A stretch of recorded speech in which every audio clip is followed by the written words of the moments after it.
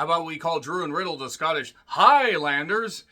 Oh, Michael Cole, you deserve to be arrested and thrown in solitary confinement for a long time for that joke and for what you've done to wrestling commentary for the last 15 or so years. You fucking twat. I'm Charles Renton with my review of WWE Raw from Winnipeg, Manitoba, Canada. Let me know your thoughts on this show in the comments, please. And I have a question for anybody that was in attendance. Was it loud in the arena and it just not come across well on TV? Because there were so many moments where I was like, is this crowd okay? I know the show wasn't all that great, but Canadian crowds are notorious for being pretty goddamn energetic. Taking a show that wouldn't have been all that great and elevating it to at least okay to decent. But goddamn. Anyway, we're on the road to Payback, and I want to say quickly in regards to next week's episode. There's going to be one thing that determines whether I'm going to review it or not, or whether I'm going to be happy to review it or not. And that's as if Gunther manages to retain the Intercontinental Championship. They're so close. They're so close to having him break the Honky Tonk Man's long reign that he never fucking deserved, because the Honky Tonk Man was never any fucking good. It was a terrible Intercontinental Champion in my opinion. Gunther deserves to break the record.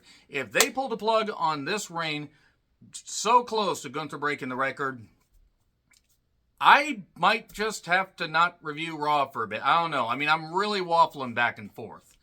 And I prefer pancakes, but waffles are sometimes easier to make. So, nevertheless, yeah, really kind of worrying here, because Gunther deserves to break it. He deserves to be the longest reigning Intercontinental Champion. Gable can get his moment once Gunther breaks the record. Okay, as for this episode, it wasn't great. So Cole is calling Cody the Beast Slayer. Oh, Michael Cole, I fucking hate you. So, here's Judgment Day. Sans Balor. Is there trouble in paradise? Kofi's like, the fuck? That's my maneuver. So, they're talking about there's no trouble. We may have lost our killer instinct, but we'll be fine. Here's J.D. McTuna, the Easter Island statue fuck that he is, with a message. Don't worry, my friendship with Finn will not ruin the Judgment Day. It won't ruin his alliance with the Judgment Day. And then here's Sammy. His elbow seems fine. I guess he just had to have the bursal sac drained. He's got a pad over it when he wrestles. He runs in to attack McTuna while Judgment Day does nothing. And then McTuna lays him out. But then we only go 10 minutes from the intro to Judgment Day finishing his promo and the beatdown and everything. 10 minutes, and then we come back with a match a little bit later, just a couple minutes later. That's good. Not a 20-minute long one-act play. Sammy and McTuna have a couple minutes. They go to break. A crossface in Canada. Just because the dogs are in the enclosed pool area and the side garage door is open does not really mean that you need to do a crossface. So here's Balor. And then we get a roll-up for two. And the boots get up. Balor gets, laid down. And then the haluva kick, 1, 2, 3. And that was easily attained revenge for Sammy. I mean, yeah, they tried to get it back a little bit later, but I'm like, oh, okay. So then, that's taking us basically to Pierce backstage with Chelsea. And Chelsea says, oh, Sonya's injured. Don't take the titles from me. How about I host a thing? Chelsea's Got Talent. No, how about you don't fucking do that? How about you actually treat the division seriously? And look, I'll give Chelsea credit for actually trying to sink her teeth into this character. But no. K&K, Caden, and Katana show up, and then Piper Niven lays them out. I forgot that Piper Niven was still there. She takes the championship, so she's Chelsea's partner. That's good, because rumor and innuendo, or innuendo, says that Nia Jax was possibly coming back. I really fucking hope not, because the last thing the women's division needs is that terrible, uncoordinated twat. Nobody needs her back. She couldn't do anything before. She has knees made out of Twizzlers, and she's older and is an idiot, proving that she has basically brain parasites in her head.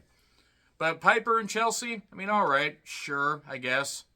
So, Gunther, by the way, has been in...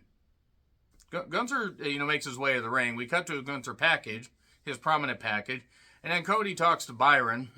Imperium has been in the ring for 10 minutes. Gunther's on the announcer's table. He calls Winnipeg the armpit of Canada or North America, possibly both, hard to tell. And then he will break the record. And that Gable's a tremendous athlete, but he is better because Gable's a goof. And he's right. Here's the thing. If Gable was treated seriously, I would take Gable more seriously. Because Gable is a damn good wrestler. And then Gable does all the shush and thank you stuff, and I kill the feud. Kill the feud. It's not worth it. There are people that like it. That's fine. I don't. Kaiser then tries to make this less goofy, but then they have him flirty with Maxine. Stop it. Stop it. Fucking stop it. Just stop it. I want everybody on creative that came up with this fired immediately. This isn't entertaining, at least not to me. If it is to others, that's fine. I want Gunther involved in serious stuff. And I want Gable to be taken seriously. This isn't a way to do it. And involving somebody that really should be waiting tables at a high-end Vegas strip club. Should not be wrestling. I'm sorry. She shouldn't be wrestling. And if they're going to make her wrestle, please at least just do something less fucking comedic all the time. This is as bad as Chase U. She slaps Kaiser. He probably likes that. I said I don't want to see this match anymore. Then Gable faced Vinci, and Gable won. Moving on. Then Gunther challenges Otis. Please have Gunther save this show. Then he faced off against Otis, and Otis did the... Otis isn't bad in the ring, but he tried to do the caterpillar thing. It was a bad, segue to a big boot, and then another boot, and then a powerbomb 1, 2, 3. And then Gable Germans Gunther. And if you treat Gable seriously, I'd be taking this more seriously, but I don't. Do not have Gunther lose the championship next week. Don't have him lose it until he breaks the record. You have 3 weeks. 3 weeks from next week's Raw to have him break the record. And then that's it. Do whatever the fuck you want after that. So, why is there smoke in Judgment Day's room? Big Tuna shows up and then he leaves. And then we have Jay's exit and recaps. And Jackie, you're on. This is a pre-tape, and why they have Jackie just stand there like Jim Crockett, deer in the headlights. Drew's here. What's next? Well, Riddle shows up, and Drew keeps trying to, basically tell Riddle he's not interested. And Riddle just keeps harassing Drew. I want a tag partner. Drew says, you can't find anybody, I'll help you face the Raiders. So you're telling me there's a chance. A chance that you're less annoying? Not likely, Riddle. Valhalla is dear. Also, Indy is done with doubt. I like Indy. I just wish that they had remembered that they had Indy on the roster before like a week ago. And I know that she's been recovering from an injury, but you could have had packages, done something, whatever. You have a bunch of time to recap stuff. You could hype up people and say, here's Indy Hartwell. She's coming. Lol. The Raiders of Valhalla took on Riddle and Drew. How about the Scottish Highlanders? Once again, I fucking hate Michael Cole. Claymore, 1, 2, 3. It's not even that the matches are bad. It's just hard to really care about them some weeks. Recaps of the Raquel, Rhea stuff. Raquel, Indy, and Candice do scripted stuff where... Indy has a likability. Candice, I really could take or leave, mostly leave. And Raquel is impressive looking until she tries to do shit.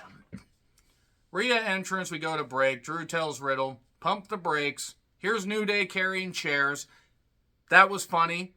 That was funny. That was funny. It's referencing the Alabama boat ride. Were those, let me just say right now, those racist white fuckers deserve to be laid out. Every single one of them. Every single one of them deserve to be laid out. Gee, why don't you not fuck around and you won't find out. So anyway, Rhea took on Indy, and it took me more time to say that than it took for this match. Rhea topped and fisted Indy. Indy made a comeback after a post spot, and then Riptide 1, 2, 3. It was 2 to 3 minutes. Thanks for coming, Indy. Could have worded that better. Nakamura attacking Seth. We get that in recaps. Here's Nakamura in a suit. Michael Cole conducting the interview, and that was interrupted by Seth. Whoa, after Nakamura cut a promo in Japanese because he's being a heel. Like he's been a heel the past couple months, and nobody wants to admit it. Why, Shinsuke? Why? He's been a heel.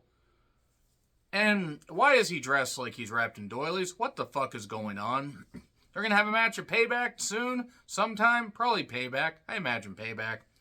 And then Nakamura whispered something in his ear, and then chin salsa'd him. And then Miz knocks LA Knight backstage, and he'll beat up somebody bigger and tougher than him next week. He's going to try to take on Here Comes Bronson.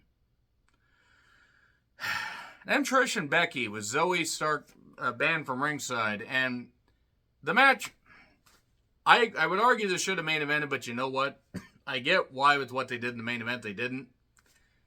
Though the build for this was a lot better. I don't know if this feud has exactly worked out the way I had hoped, because this was, besides the superplex spot where it looked like Becky spiked herself, this was not good. This was not good. This was sloppy. This wasn't clicking. Something was off with both these women.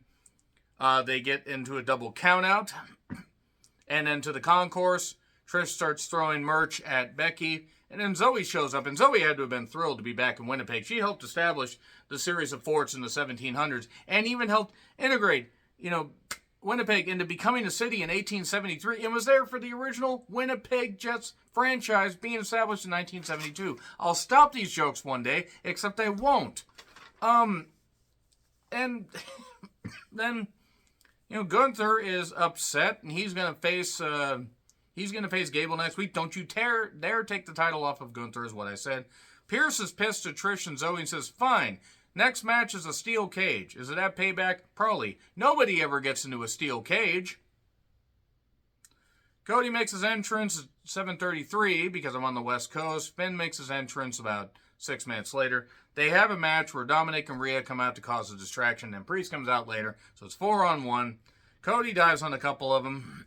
A bad superplex landing. I was really worried Cody had hurt himself. And then a chair gets thrown in. That's a distraction. And the referee's pissed. And then trying to throw it out, and Rhea's stopping him. And then, here, Finn, here's the case. Oh, I slipped it between your legs. Oh, I made the mistake. And Cody used a briefcase at the head because Cody is a baby face. And then, Crossroads. 1, 2, 3. And then Sammy shows up, and JD McTunis shows up, and we get a beatdown, and we get an announcer's table spot, and we get a couple stomps, and we get that and everything. That was a 3-hour wrestling program. 3 hours. Yeah. So, agree, disagree, what I said, like, share, subscribe, Twitter handle in the description. I'm John Retland. If Gunther does not win next week, he doesn't retain next week, you may not get a review. See you soon.